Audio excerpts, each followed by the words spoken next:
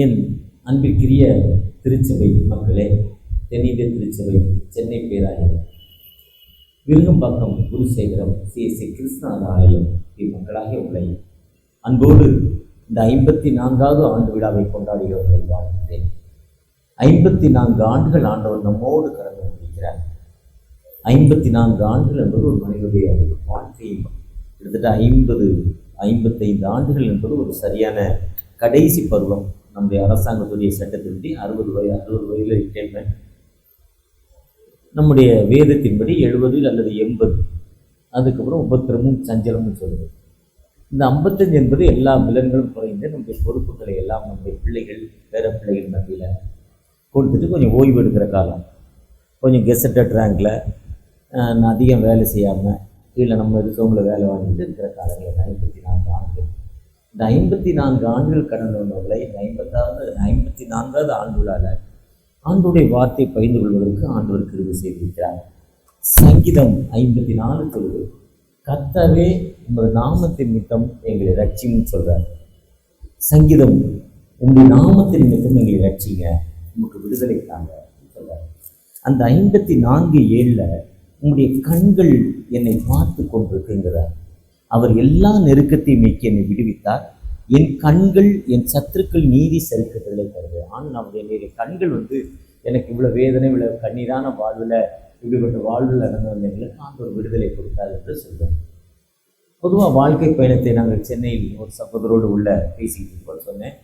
ஒரு 8-9 வயதில் சென்னைக்கு வந்தோம். 9 வயதில் சென்னைக்கு வந்து அதிலிருந்து வர்றப்போ இருக்கிறதுக்கு சொந்த வீடு இல்லை, ஓட்டுவதற்கு சைக்கிள் இல்லை. அப்படிப்பட்ட நிலைமையில் இருந்த எங்களுக்கு அவர் இப்போ நல்ல வேலை செய்ய ஆரம்பித்து ஆண்டோர் எங்களோடு தேவ கிருபை, மனித தயவு, ஆண்டோடைய இரக்கமும் மன உருக்கமும் நீடிய சாந்தம் எங்களோடு இருந்து மனித தயவும் எங்களோடு இருந்ததால் ஆண்டோடைய ஒரு பல கஷ்டங்கள் மத்தியில், வேதனை மத்தியில் ஒரு 50 கிட்டத்தட்ட ஒரு 30-40 ஆண்டுகளுக்கு மேலே ஒரு நல்ல வளர்ச்சி ஆண்டவர் தந்தார். ஒரு கஷ்டமான சூழ்நிலையில் அதுதான் என்னுடைய சத்துருக்கள் என் சரித்திரங்களை கண்டறிகிறார். அந்த சங்கீதம் 54 என்பது ஆண்டவர் நீர் எங்களை ரட்சியும். அந்த ஆண்டவர் நம்மை ரட்சிக்கும் ஆண்டவர். ஆண்டுடைய கண்கள், நாம் ஆண்டவரை நோக்கி நம்முடைய கண்களை பார்த்து கொண்டிருக்கோம்.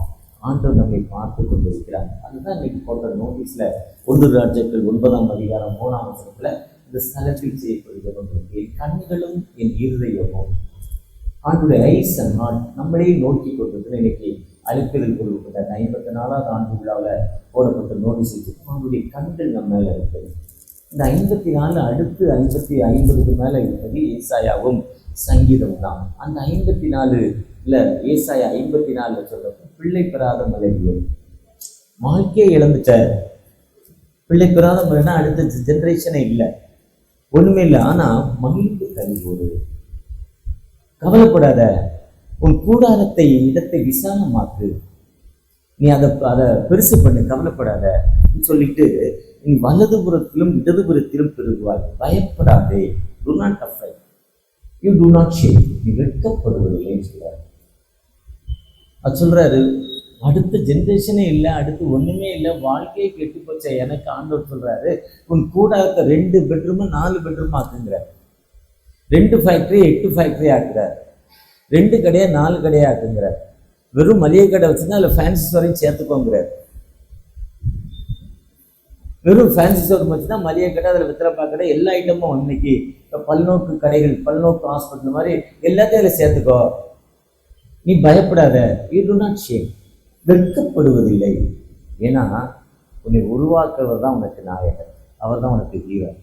அந்த அடுத்த வசனம் சொல்றாரு, நீ கைவிடப்பட்டு மனந்திருந்து கவலைப்படாத, கவலையப்படும், do not worry about, உங்கள் இதயம் கலங்காது, நீங்க கவலைப்படாத. ஏசாயா 54 எனக்கு ரொம்ப ஒரு பிடிச்ச ஒரு பகுதி. கவலைப்படாத, ஒரே ஒரு செகண்ட் தான் உன்னை கைவிட்டேன், ஆனாலும் உனக்கு சுகர் இருக்கு, ப்ரெஷர் இருக்கு, அப்புறம் இன்னொன்று இந்த நிறைய இன்னொரு வியாதி தானே. காலையில் எழுந்தோடனே ஒரு மாத்திரை போடுவாங்க, எழுந்தோடனே பல் விளக்கிட்டு ஒரு மாத்திரை போடுவாங்க. அது தைராய்டு, ப்ரெஷரு, தைராய்டு, சுகரு, இதெல்லாம் நார்மல். 100 பேருக்கு 70 பேருக்கு இருக்குது. 100 பேர் எடுத்துகிட்டா 70 பேரில் இது ஏதாவது ஒரு வியாதி, டிசீஸ் இருக்குது. இதெல்லாம் பற்றி கவலைப்படாது. இப்போ நாளைக்கு நம்ம ஒரு வேலைக்கு 7 மாத்திரை, 2 வேலைக்கு 16 மாத்திரை 2 இன்சுலின் போடுறேன். இப்போ நேற்று ஒரு மெசேஜில் போய் குடிக்க வெந்நீர் இல்லாமல் பச்சை தண்ணியை குடிச்சு ராத்திரிலாம் தூக்கம் வரல. இப்போ த்ரோட்டு ப்ராப்ளம். அந்த பாட்டி மினரல் வாட்டர் தான் குடிச்சா அங்கே த்ரோட்டு ப்ராப்ளம். ஆனால் நீ கவலைப்படாத, அவர் தான் உன் நாயகர், நீ நான் இமைப்பொழுது கைவிட்டு. சில கோபம் மேலே சில தப்பு பண்ணிடுற, அதனால மேலே உண்ட கோபம், இமைப்பொழுது கைவிட்டேன், கவலைப்படாத. இது நோவாவின் காலத்தில் நம்ம மக்கள் தப்பு பண்ணாங்க, தப்பு பண்ணதெல்லாம் 40 நாட்கள் மழை பெஞ்சது. ஆனால் அவங்க மழை பெஞ்சது என்ன தன்மைன்னா, அடுத்து மழை பெய்யறப்போ ஒரு ரெயின்போவை கொடுத்துட்றேன். இப்போ அன்னைக்கு கொடுத்த ஒரு அக்ரிமெண்ட் தான், உனக்கும் என் சந்ததிக்கு உண்டாக்கி நித்திய உடன்படிக்கை. இனி அவன் தண்ணினால அவன் என்ன பண்ணுமா, அழைக்க மாட்டேன், அழிக்க மாட்டேன்.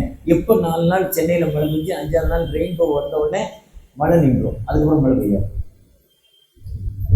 மலைகள் விலகலாம், பர்வதங்கள் நான் உன்னோடு ஒரு சமாதானம் உடன்படிக்கை பண்ணியிருக்கேன்ல. ஏசாயா 9:6 உனக்கு ஒரு அமைதியின் அரசர் உனக்கு கொடுத்துருக்கிறான்ல. யோவான் 20 உங்களுக்கு சமாதானத்தை கொடுத்துருக்கிறேன்ல. உங்களுக்கு அமைதி, என்னுடைய ஒரு சமாதானத்தில் உடன்படிக்கை உனக்கு நான் கொடுத்துருக்கிறேன். நீ ஏன் குழந்தை இல்லைன்னு கவலைப்படுற, நீ ஏன் சொத்து இல்லைன்னு கவலைப்படுற, நீ ஏன் வீடு இல்லைன்னு கவலைப்படுற, நீ தான் நல்ல எனக்கு சுகமான வாழ்வில்னு கவலைப்படுற. இந்த 1ஆம் வசனத்தில் அப்போ அந்த 1ஆம் வகையா இந்த சமாதான உடன்படிக்கை உனக்கு இருக்கு. ஆனால் உனக்கு விரோதமாக உருவாக்கப்படும் எந்தவித ஆயுதமும் வாய்க்காது இருக்கிறது. 54 என்பது சாதாரண ஆண்டு இல்லை. இந்த 54வது ஆண்டில் இந்த பெரிய திருச்சபையில் ஆண்டோடைய வார்த்தை பயின்று கொள்வதற்கு கிடைத்த வாய்ப்புக்கு ஆண்டவருக்கும் அருமையான அன்பு சகோதரர் டேவிட்சன், என்னோடு எனக்கு குருநாதர் என்று சொல்வது பிடி பாஸ்கரர், அவருக்கு நெருங்கிய நண்பர்கள். அவர் மூலம் அறிமுகம். ஒரு பல வருடங்களாக, ஒரு 20-25 ஆண்டுகளாக அவரோடு நல்ல தொடர்பு. அப்படிப்பட்ட தொடர்பை தந்தமைக்கு ஆண்டவருக்கு நன்றி செலுத்துகிறேன். திருச்சபையுடைய தலைவர்கள் அநேகர் எனக்கு தெரியும், ரொம்ப பழக்கமானவங்க, அவர்களையெல்லாம் வாழ்த்துகிறேன். இந்த நாளில் இப்படிப்பட்ட வாய்ப்பை தந்தமைக்கு ஆண்டவருக்கு நன்றி செலுத்துகிறேன். திருச்சபை என்பது அழகாக பெயர், அழகாக திருச்சபை பார்த்து பண்ணாங்க. இப்படிப்பட்ட ஒரு திருச்சபைக்கு ஒரு தாத்தா தன் மகள் வீட்டுக்கு வந்தாங்க. மகள் வீடு சென்னையில் விருகம்பாக்கத்தில் வளர்ந்து வர வீட்டுக்கு வந்தாங்க. வரப்போ ஞாயிற்றுக்கிழமை சர்ச்சைக்கு போனோம். இல்லைன்னா தூக்கம் வராது, அந்த வாரம் முழுவதும் சாப்பிட முடியாது, ஜீரணிக்காக பண்ண கஷ்டம். ஞாயிற்றுக்கிழமை தன் மகளுடைய மகன் பேரனை கூட்டிக்கிட்டு ஒரு 12 வயது பேரனை கூட்டிகிட்டு சர்ச்சுக்கு வந்தார். வந்து சேரில் உட்காந்துன்னு சொன்னார், இன்னைக்கு என்னடா உங்கள் சர்ச்சில் விசேஷம்? 54வது ஆண்டு விழா தான். எங்கள் ஊர்லலாம் கோல்டன் தானே போடுவாங்க, நீங்கள் ஏன் ரெட்டு போட்டுருக்கீங்க? தூத்துக்குடி போனால் வெள்ளை தானே போடுவாங்க, நீங்கள் ஏன் ரெட்டு போட்டீங்க? உங்களுக்கு உங்கள் ஐயருக்கு ஞானமே இல்லையா? என்ன கலர் போடுறது? இன்னைக்கு போய் சிவப்பை போடுறீங்க. இயேசு கிறிஸ்து சிலுவையில் தூக்கப்பதான் சிவப்பு துணி போட்டாரு. இது அடையாளம், சிவப்பு ரெட்டு நிற்கிறதுக்கு அடையாளமும் போட்டிருக்கு, என்னடா அடையாளம்? கொரோனாத்தில் சொன்னார், இந்த கோயிலில் இருக்க பிள்ளைலாம் ஒன்று தலையை விரிச்சு போடுறது, ஒன்று தலையை கட்டிருக்கு, ஒரு ஒழுங்காகவே இருக்கு, என்ன போடுறாங்க? இன்னொரு கொரோனாத்தில் சொன்னார், இந்த பாரு இந்த டேபிளை இந்த பெட்டி எங்கே அடுக்கி வச்சிருக்கு, எதுக்கு இந்த சர்ச்சில் ஒழுங்காகவே ஒன்றுமே இல்லையா? அந்த ஃபேனை கூட தொடக்கல பற்றியா? சீலிங் அடிச்சிருக்காங்க. இன்றைக்கி ஆண்டு விழா 50வது ஆண்டு விழாவில் ஒரு பெயிண்ட் அடிச்சிருக்கலாம், அந்த அழகான லைட்டெல்லாம் தொடச்சிருக்கலாம், என்ன அந்த சர்ச்சின்னார். அப்புறம் வந்தார், செய்தி என்னை மாதிரி ஒரு ஆளை கூப்பிட்டுருந்தாங்க. 1 மணி நேரம் பேசிக்கிட்டார். ஒரு சர்ச்சுக்கு காலையில் போயிருந்தேன், 7 மணிக்கு சர்வீஸ். என்னோட சொந்தக்காரரை பார்த்தேன். அவர் எதுக்குங்க காலையிலே வந்துட்டீங்க ரீட்டெயிலுக்கு கேட்டேன். 2வது சர்வீஸ்க்கு வந்தால் செய்தி ஒரு 45 நிமிஷம், அனௌன்ஸ்மெண்ட் ஒரு 35 நிமிஷம், ஐயர் அனௌன்ஸ்மெண்ட் ஒரு 25 நிமிஷம், ஒரு 2.5 மணி நேரம் போயிடுது, பொறுப்பு வலிக்குதுங்க. அதனால் 7 to 8 சர்வீஸ் பண்ணால் 1 மணி நேரத்தில் வீட்டுக்கு போயிடலாம். சரி, வீட்டில் போய் என்ன பண்ண, டிவி தான் பார்ப்பேன். அந்த தான் இங்கே உட்காந்து போயேன். அடுத்த கேள்வி கேட்டேன் அவர்கிட்ட, இன்னும் இவ்வளோ நேரம் மெசேஜ், இவ்வளோ நேரம் அறிவிப்பு சொல்லிக்கிட்டே வந்தாங்க. இப்படி ஒவ்வொரு குறையாக சொல்லிவிட்டு கடைசியில் சர்ச்சு முடிச்சாச்சு, பிளெஸிங் கொடுத்தாச்சு, வாங்கிட்டு அவர் குறை சொல்லிக்கிட்டே வெளியே போகிறாங்க. பேரனும் தாத்தா வெளியே போய் அந்த மெயின் ரோடை தாண்டி மெட்ரோ தாண்டி போகிறப்போ இன்னும் குறை சொன்னார். அப்போ தாத்தா சர்ச்சுக்கு வந்து தாத்தா எவ்வளோ தாத்தா காணிக்க வைக்கிறேன்னு கேட்டாங்க. 10 ரூபா போட்டேன். 10 ரூபாய்க்கு எத்தனை குறை சொன்னேன் சர்ச்சை? வெறும் 10 ரூபாய்க்கு அவ்வளோ குறை சொல்கிற சர்ச்சை? ஏதோ வந்தோம், கடவுளை பார்த்தோம், கடவுளை தொழுவோம். அவர் உன்னில் கண்ணில் உன் கண்ணில் இருக்க உதிரத்தை பார்க்காமல் இயேசு கிறிஸ்து ஒரு அழகாக மெசேஜ் சொல்லியிருக்காங்க. ஒன்றையும் சரி பண்ணலையே தாத்தா, 10 ரூபா காணிக்கைக்கு இவ்வளோ சொல்றியா? இது எதுக்கு எனக்கு ஞாபகம் வந்ததுன்னா, நான் எழுதிட்டு வந்த செய்தி வேற. இந்த இன்ட்ரோடக்ஷன் எதுக்கு ஏன் ஐயர் ரூம்குள்ளே போனேன், இப்படி கடந்து போனேன். அங்கே உள்ளே உட்காந்தோன்னே எப்பயுமே ஐயர் ரூம் இங்கே இருக்கும் இல்லை இங்கே இருக்கும். இங்கே போனேன், செக்ஷன் இங்கே ஏனார், அங்கே போயிட்டேன், செக்ஷன் இங்கே ஏனார், இங்கே கூப்பிட்டு வந்தார். நடு சர்ச்சுக்கு உள்ள வழியில் உள்ளே போகிறதுக்கு ஏன் இதில் ஒரு வாசலை வச்சானே கேட்டேன். அவர் வர்றவங்களும் ஒரு ஐடியா சொல்லுங்க, நீங்களும் ஒரு ஐடியா சொல்லுங்க, தோற்றுறாரு. வர்றவங்களும் ஒரு ஐடியா சொல்றீங்க, இது பெரிய சர்ச்சையா, பாரம்பரியம் முக்கியது, இது தனியாக என்ன பண்ணிட முடியாது. ஒருத்தன் தெற்கனா ஒருத்தன் வடக்குன்னு சொல்லுவான். இதுதான் திருச்சபை. அப்போ நான் அவனை என்னோடு பேசிக்கிட்டு சில காரணங்கள் சொன்னேன். திருச்சபையில் 200 குடும்பம், 10 குடும்பம் தான் ஆட்சி மன்றம், ட்ரெஸரரு, செக்ரட்டரி, டிசி, எம்டிசி பிரச்சனை பண்ணுறாரு. இந்த 10 பேர் தான் பிரச்சனை பண்ணுவோம். மிச்சம் 90 குடும்பம் என்ன பண்ணாது, வந்தோம் உட்கார்ந்தோம் தொழுது கொண்டோம் போய்கிட்டே இருப்பாங்க. எதையும் குடும்பம்னு. ஒருவேளை இன்னைக்கு இந்த 54 ஆண்டுகள் கடந்து வந்த திருச்சபையை மாற்றுகிறேன். கர்த்தர் நம்மோடும் நம்முடைய செயல்களோடும் இருந்து எல்லா நிலையிலும் உயர்த்தணும்.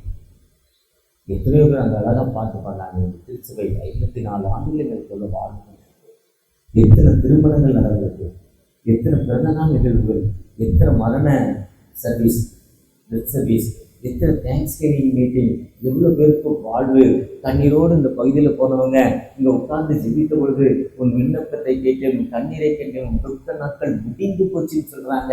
எத்தனை பேருக்கு வாழ்வு சாலமோன்ட்ட சொல்கிறாங்க. பெரிய திருச்சபையை கட்டி சாலமோன் படுத்து தூங்கிட்டு இருக்கப்போ வீட்டில் படுத்திருந்தார். சாலமோனை எழுப்பி 2 நாளாக 7ஆம் அதிகாரம் 18ஆம் வசனம், தேசத்தில் மழை இல்லையா, உன் தேசத்தில் பஞ்சமா, உன் தேசத்தில் வியாதியா, டூ நாட் ஒரியப்பட்டு கவலைப்படாத, என் நாமம் தரிக்கப்பட்ட ஜனங்கள் தங்களை தாழ்த்தி என்னை நோக்கி ஜெபம் பண்ணி என் முகத்தை தேடி தன்னுடைய கொல்லாத வழியை விட்டு திரும்பினால் பருவத்தினால் கேட்டு இந்த தேசத்திற்கு சேமத்தை கொடுப்பேன். ஸ்தலத்தில் செய்யப்படும் ஜெபங்களுக்கு என் கண்கள் திறந்தவைகள், செவிகள் கவனித்துக் கொண்டே இருக்கிறது என என்னாலும் என் கண்களும் என் இதயம் இங்கே இருக்கிறது என்று சொல்லி ஆண்டவர். ஒருவேளை பஞ்சமா, பசியா, பட்னியா கவலைப்படாதன்னு சொல்றாரு. என்ன நம்ம ஹம்பிள் பண்ணணும், ஹம்பிள் பண்ணி அவரை நோக்கி நம்ம சொல்லணும், சொல்லிட்டு ஆண்டவர் இருக்கிறாருன்னு சீக் டு த ஃபேஸ், ஆண்டவருடைய முகத்தை தேடணும்.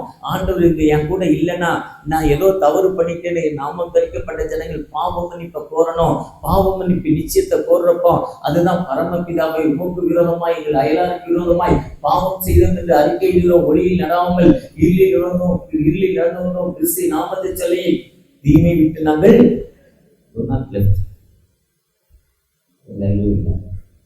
இன்னைக்கு அந்த பாவமன்னிப்பு நிச்சயத்தை நம்ம சொல்றோமோ, சொல்லிட்டு ஆண்டவரை நோக்கி பார்க்கிறோமோ, அந்த ஆண்டவர் எங்களுக்கு விண்ணப்பத்தை கேட்டு கண்களும் இருதயமும் எத்தனையோ பேருக்கு வாழ்வு கிடைத்தது.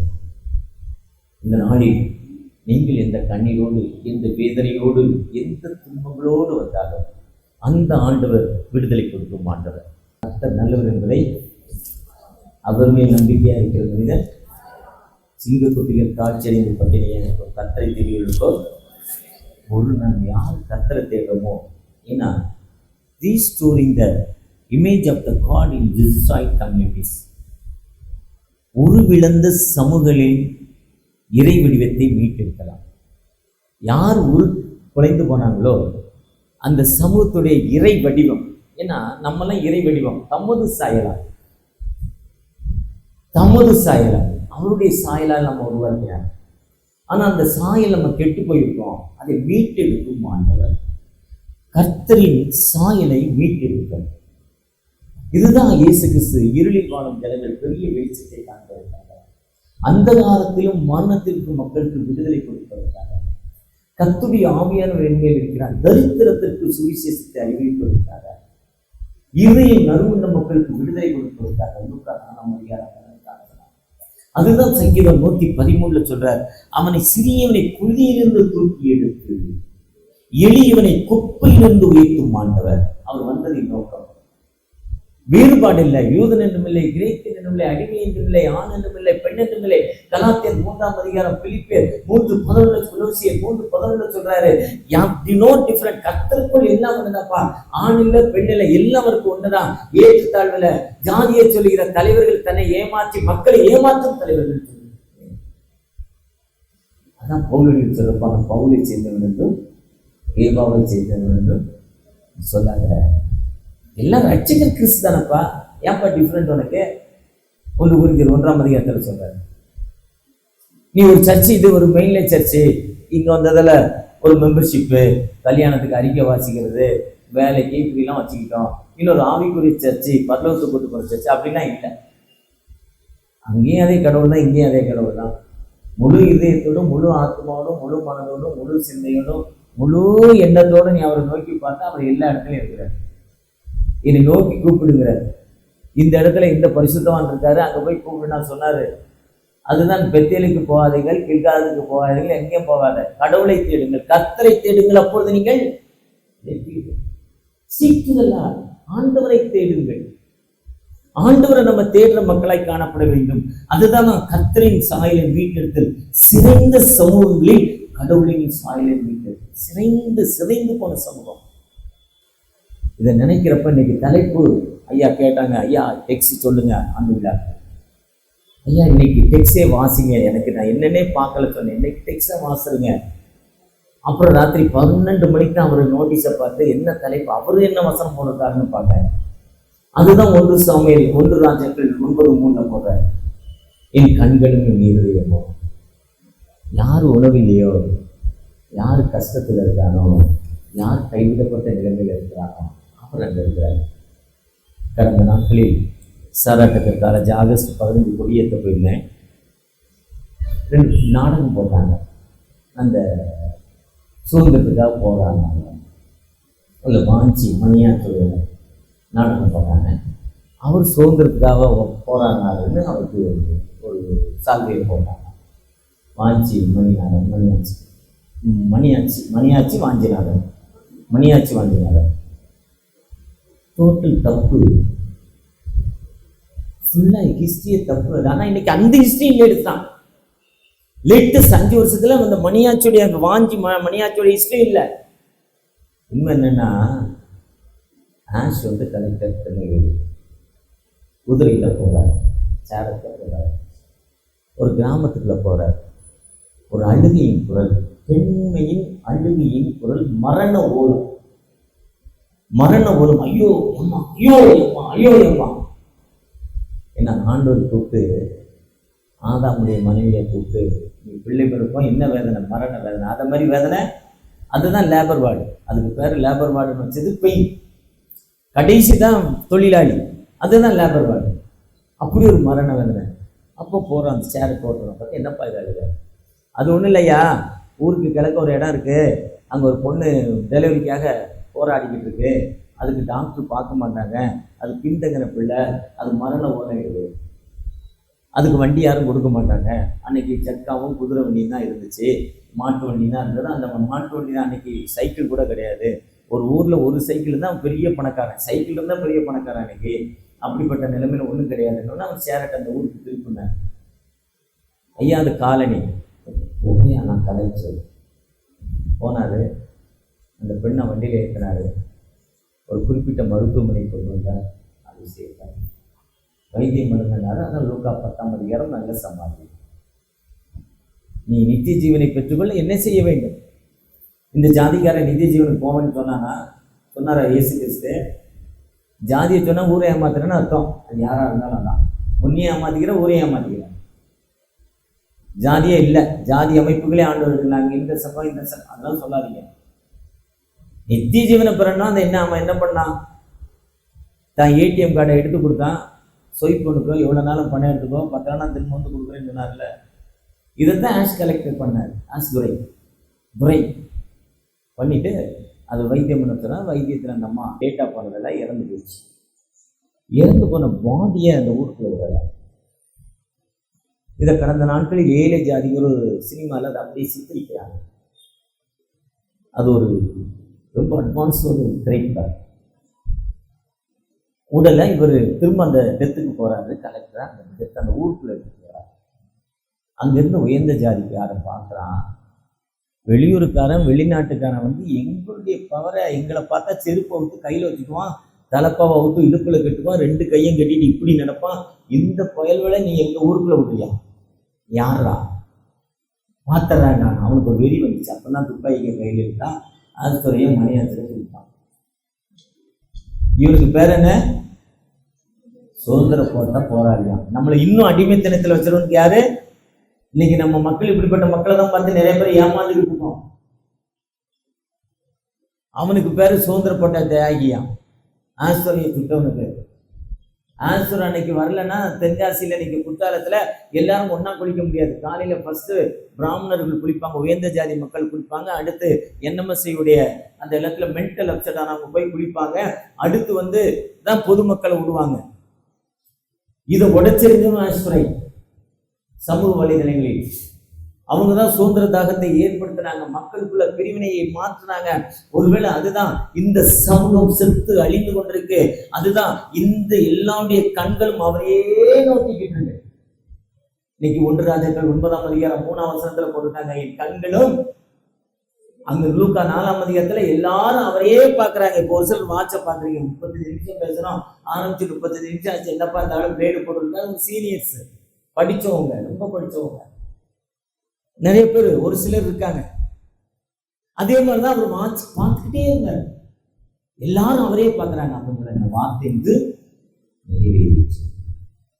இயேசு கிறிஸ்துன்னு ஒருத்தர் வரலன்னா, தன் சொந்த குமாரனை கொடுக்கலன்னா, யோவான் 3:16 அன்பு கூறலை இவ்வளவா அன்பு கூறாரு. அந்த அன்பு கூறலைன்னா இன்னைக்கு இந்த விடுதலை கிடைச்சிட்டோம்.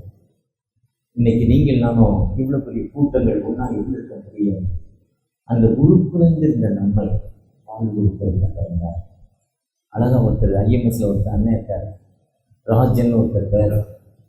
அழகா பார்க்குறப்ப இடையில அழகா சொல்லுவாங்க, நம்ம இப்படி அடிமைப்பட்டு கிடந்தோம். மெய்யான படத்தில் தாமஸ் ஐயா, ஜான் தாமஸ் இருந்தார். அவர் காலத்தில் ஒரு குரூப்பு இன்னொரு ஊருக்கு கல்யாணத்துக்கு போகுது. கல்யாணத்துக்கு போகிற குரூப்பு ஊருக்கு வெளியே ஓட வழியாக தான் போகணும், ஊருக்குள்ளே போகக்கூடாது. ஏன்னா இவங்க தாழ்ந்த ஜாதி, அங்கே இருக்கோம் இந்த ரெண்டும் ஒரே ஜாதி ஒரே தான். ஆனால் அங்கே போய் கலராக இருக்கும், போய் கருப்பாக இருக்கும், அவ்வளோதான். இவன் நம்ம இந்தியா கலர், அவங்க கொஞ்சம் ஹைஃபை, கொஞ்சம் அவ்வளோதான், கொஞ்சம் வட இந்தியா கலர், மேல்நாட்டு கலர்லாம் இல்லை, வட இந்தியா கலர். விட மாட்டேன்ட்டான். அவர் சொன்னார், ஜான் தாமஸு. அதுதான் ஜான் தாமஸுக்கு மெய்யானபுரத்தில் அப்படி அவர் நடந்த இடத்த இன்னைக்கு சிமெண்ட் ரோடோ தாரோ ஃபேவர் பிளாக்கோ அலோ பிளாக்கோ போடலை. ஜான் தாமஸ் அந்த இடம்னு அந்த இடத்த அப்படியே அந்த மண் தரையை அப்படியே வச்சுருக்காங்க. அந்த மண்ணை கோயிலை சுற்றி, கோயிலை வெளியே சுற்றி 4 தரையும். அந்த கோயில் அவர் எப்படி சர்ச்சை கொட்டினாரோ அதே வடிவத்தில் வச்சுருக்காங்க அந்த சர்ச்சை. இன்றைக்கி அந்த மக்கள் காலையில் நிறைய பேர் எழுந்து அந்த சர்ச்சை 3 தடவை சுற்றி வராங்க. இன்னும் ஒரு சிலர் சொல்கிறாங்க, நான் பார்க்கல, அந்த திருவிழா அந்த அவங்க கோயிலை கழுவி அந்த தண்ணியை குடிக்கிறாங்க. இன்னும் ஒரு சிலர் இப்போ இன்னும் பார்த்தீங்கன்னா பண்டிகை காலத்தில் அவங்களுடைய அசன பண்டிகை எத்தனை பேர் போயிருக்கீங்களோ தெரியல. நான் என்னுடைய நண்பர் ஐயா நம்ம டேவிட்சன் மாதிரி அங்கே இருக்கிற எனக்கு நெருங்கிய நண்பர் ஐயராக இருந்தால் தான் ஃபுல் பீட் ஏற முடியல. ஏறதுக்கு எந்த இந்த அங்கெல்லாம் இல்லை, இது நினச்சா ஏறலாம், இல்லைன்னா ஓரமாக உட்காந்துடலாம். அந்த ஐயர் தான் கூப்பிட்டாரு, எனக்கு அந்த பண்டிகை ஆராதனையில் கொடுத்தாரு. அந்த பண்டிகை ஆராதனை என்பது எல்லாம் தரையில் உட்காந்து சாப்பிடுவாங்க. பண்டிகையில் எவ்வளோ தெரியுமா பட்டாசு? 12 லட்சம் ரூபாய்க்கு பட்டாசு ஒரு கிராமத்தில் 12 lakhs. ஆனால் ஜான் தாமஸுடைய விடுதலை அவர் சொன்னால, போங்கடா நான் பார்த்துக்கிறேன், கையில் கம்பு வச்சுக்கோ, உன்னை எவனா தடை பண்ணா நீ இதுவரையும் அவனை அடிச்சிருக்க மாட்டேன், பயப்படுவேன், கை கட்டி நிற்பார், அவன் பக்கத்தில் தூக்கி அடிச்சிரு, நான் பார்த்துக்கிறேன்டா. இதுதான் அன்னைக்கு அந்த மிஷினர்கள் நமக்கு விடுதலை கொடுத்ததால் தான் 150 வருஷத்துக்கு முன்னால அந்த மிஷின்கள் வந்ததால் தான் இன்னைக்கு வாழ்க்கையில நீங்கள் நானும் ஒரு அமைதியான சூழ்நிலையில் இருக்கிறோம். அதுதான் சொல்றாரு மீகா 4ஆம் அதிகாரம், நான் உன்னை எகிப்து தேசத்திலிருந்து வர பண்ணி அடிமைத்தனத்தில் உன்னை மீட்டு உனக்கு முன்பாக ஆரோனையும் மோசையும் அனுப்புறேன். பிஃபோர் த ஆரோன் மோசே, என்னுடைய மீட்டெடுப்பதற்காக, எனக்கு விடுதலை கொடுப்பதற்கான் ஊழியர்கள். ஆண்டுடைய மிஷனரிகள் விடுதலை கொடுப்பதற்காக, வாழ்வு கொடுப்பதற்காக. இன்னைக்கு நீங்கள் நானும் எப்படிப்பட்ட வாழ்வு கொடுக்கிறோம்? கடந்த நாட்களில் ஒடிசா பட்டணத்துக்கு போயிருந்தேன். ஒரு சின்ன கிராமம், ஒரு வருஷம் ஆச்சு. ராத்திரி பயணம், நானே மனைவியே ட்ரெயினை விட்டுட்டு காரில் போனோம். ட்ரெயினில் 5 மணி நேரம், காரில் 13 மணி நேரம் டிராவல் பண்ண தெரியாமல் 100 கிலோமீட்டருக்கு ஒரு காரம் ஒரு பெட்ரோல் பங்க் இருக்கு, 200-300 கிலோமீட்டருக்கு ஒரு காரம் ஒரு ஸ்கூல் இருக்கு, இல்லை ஸ்கூல் இல்லை, பெட்ரோல் பம்ப் இல்லை, பின்தங்கின நிலைமை. அந்த மிஷினரி பிள்ளை அந்த ஸ்கூலில் படிக்கிறாங்க. அந்த பொண்ணு 9th, பையன் 7th. சொல்கிறாரு, தண்ணி பெஞ்சாங்க. யாராவது தெரியாமல் இவங்க அந்த பிள்ளையை டச் பண்ணிட்டாங்கன்னா அந்த பிள்ளை துடைக்குமா கழுவுமா? தீட்டுன்னு இன்னைக்கு சொல்லி வச்சுருக்காங்க. தீட்டு. இந்த பிள்ளை அப்படி கண்ணீரோடு ஒன்று சொன்னது, தெரியாமல் படியில் இறங்குறப்போ ஒரு பிள்ளை மேலே கைப்பட்டுச்சுமா. ஒரு பிள்ளை என்னை திட்டிட்டு இன்னொரு பிள்ளை அவளை வந்து துடைக்கிறா, துணி வச்சு பேப்பை வச்சு துடைக்கிறாமா. அப்படிப்பட்ட தீட்டு இன்னைக்கு நான் சொல்வது 150 வருஷத்துக்கு முன்னால் இல்லை, இன்னைக்கு இந்தியாவில் ஒரு சில பகுதியில் இப்படிப்பட்ட அடிமைத்தனமான வாழ்ந்துட்டு இருக்காங்க. மிஷினரிகள் அன்னைக்கு வந்ததால் தான் இன்னைக்கு உங்களுக்கு எனக்கு எஜுகேஷன் இவ்வளோ அழகா எல்லாரும் பட்டுச்சல, எல்லாரும் நாங்கள் பண்டிகை இவ்வளோ அழகா வந்து இவ்வளோ அழகா ஆண்டவரை தரிசிக்கிறோம். ஆனால் இன்னைக்கு இந்த மக்களுடைய அடிமைத்தனத்தை பார்க்குறப்போ, போன மாதம் போயிருந்தேன் வெஸ்ட் பெங்காலில், டார்ஜிலிங், மெயின் கொடைக்கானல், ஊட்டியோட பெரிய ஒரு டூரிஸ்ட் சென்டர் டார்ஜிலிங். அதுலேருந்து 10 கிலோமீட்டரில் டெப்ளிங்கிற ஒரு இடம் இருக்கு. டெப்ளிங் ஒரு ஸ்கூலுக்கு வர்றதுக்கு ஒரு பிள்ளை 3 மணி நேரம் டிராவல் பண்ணுறான், நடந்து வரலாம். வண்டி போக்குவரத்து கிடையாது, கவர்மெண்ட் பஸ் போக்குவரத்து கிடையாது. நீ ஜெல்பாக்குடி, சிலிகுடியிலேருந்து 300 ரூபா கொடுத்தா தான் ஜீப் போகுது. கவர்மெண்ட் டிரான்ஸ்போர்ட் கிடையாது, சிங்கிள் ரோடு, அடிப்படை வசதி எந்த வசதியும் கிடையாது, பிரதேசம். அதனால வருமானம் கம்மி. பெண்கள் தவறு பண்ண ஆரம்பிச்சிடுறாங்க. வேலைக்காக ஹவுஸ் கீப்பிங்னு வெளியே போகிற இடங்கள்ல அவங்களுடைய வாழ்க்கை கெட்டு போகுது. திரும்ப ஊருக்கு வர முடியல. அவங்களுக்கு பிறந்த பிள்ளைகள் அனாதையாக நடந்துகிட்டு இருக்கு. அந்த பிள்ளைக்கு கல்வி இல்லாமல், வாழ்க்கையில் எஜுகேஷனே இல்லாமல் இன்னைக்கு இந்தியாவில் இப்படிப்பட்ட பிள்ளைகள் வாழ்ந்து கொண்டிருக்கு. இன்னைக்கு கடந்த நாட்களில் NMSI நேஷனல் மிஷனரி சொசைட்டியில் நான் ட்ரெஷரர், அதன் மூலமாக அங்கே போயிருந்தேன். கண்ணீர் வடிச்சுட்டு அதை பார்க்குறப்போ 35-40 ஆண்டுகளுக்கு முன்னால் என்னுடைய பிஸ்னஸ்க்காக கொடைக்கானல்ல 5 கிலோமீட்டர் 6 கிலோமீட்டர் மலையில நடந்து போயிருக்கேன். பள்ளத்திலே மேல நடந்து போய் மார்க்கெட் பண்ணியிருக்கேன். அப்படிப்பட்ட நிலைமை இருந்தது. ஆனா இன்னைக்கு கொடைக்கானல்ல இது பஸ் போகாத கிராமமே கிடையாது. குக்கிராமத்துக்கு கூட அந்த கொடைக்கானல் 35 கிலோமீட்டர் பூண்டிங்கிற ஒரு ஊர், அது வரையும் பஸ் போகும். அதுக்கப்புறம் பிளாவரைங்கிற ஒரு ஊர் இருக்கு, அது 6 கிலோமீட்டர் நடந்துதான் போகணும். ஆனா இன்னைக்கு அந்த ஊருக்கு கூட பஸ் போகுது. அப்படிப்பட்ட பின்தங்கின இடத்துலயும் பஸ் போகுது. அந்த அளவுக்கு நம்ம வாழ்க்கையில் முன்னேறி இருக்கோம். இன்னைக்கு அவங்களுக்கு அந்த டார்ஜிலிங் கீழே 10 கிலோமீட்டர்ல கவர்மெண்ட் பஸ் இல்ல. அவங்க கஷ்டமான வேதனை கண்ணீரினால வாழ்ந்து கொண்டிருக்காங்க. இன்னைக்கு நம்முடைய NMSI மிஷனரிகள் அங்க பணி செய்து கொண்டிருக்காங்க. ஒருவேளை நீங்கள் அந்த உருக்குலைந்த அந்த சமுதாயம் எஜுகேஷன் இல்லாம வாழ்ந்து கொண்டிருக்காங்க. அந்த மக்களுக்கு நம்முடைய அர்ப்பணிப்பு என்ன? 54 ஆண்டுகள் கடந்து கொண்டிருக்கிறோம்.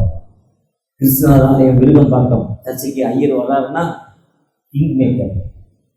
நாங்க ஒரு சான்ஸ் ஃபுல்பிட்ல ஏறன்னா ஐயர் ரொம்ப ஃப்ரெண்டாக இருந்தாலும் வர முடியும். தேவபிரசாத் ஐயர் காலத்தில் வந்தேன், அதுக்கப்புறம் டேவிட்சன் ஐயர் காலத்தில் வந்திருக்கேன். 2 பேருமே எனக்கு ரொம்ப க்ளோஸ்டு. இல்லைன்னா இங்கே வர்றதுக்கு எந்த வித எனக்கு அடிப்படை வசதியே கிடையாது. நான் தீண்டப்படாதவன். மற்றவங்க ஒரு சிலர் பார்த்தாலே நீ 60 ரூபாய் பார்ப்பாங்க, எதுக்குன்னு தெரியாது, அவங்க தான் இருக்கு. அப்படிப்பட்ட நிலைமையிலையும் நம்ம ஆண்டவர்களை உயர்த்திருக்கிறாங்க. இந்த 54 ஆண்டுகள் நம்முடைய அர்ப்பணிப்பு. நம்ம இந்தியாவில் இன்னைக்கு பின்தங்கின கிராமங்கள் ஒடிசா, சத்தீஸ்கர், வெஸ்ட் பெங்கால், மகாராஷ்டிராவில் நேற்று கூட தாரூபணித்தனத்திலிருந்து ஒரு செய்தி வந்துச்சு. இப்படிப்பட்ட இடங்கள்ல இன்னைக்கு மக்கள் பின்தங்கின நிலைமையில் இருக்காங்க. நம்முடைய அர்ப்பணிப்பு என்ன? ஒரு விசை கூட இந்த 54ஆம் ஆண்டு விழாவில் நம்முடைய அர்ப்பணிப்போடு ஆண்டு வாழ்நாளை எல்லாம் வீணாளாய் வருத்தத்தோடே கழிப்பது ஏன்? வாழ்நாளை எல்லாம் வீணாளாய் வருத்தத்தோடே கழிப்பது ஏன்? வந்தவர் பாதம் சரணடைந்தார், வாழ்வித்து உன்னை சேர்த்துக் கொள்வார். வருவாய் தருணம் இதுவே, அழைக்கிறாரே வல்ல ஆண்டவர் இயேசு வந்தை. வருவாய்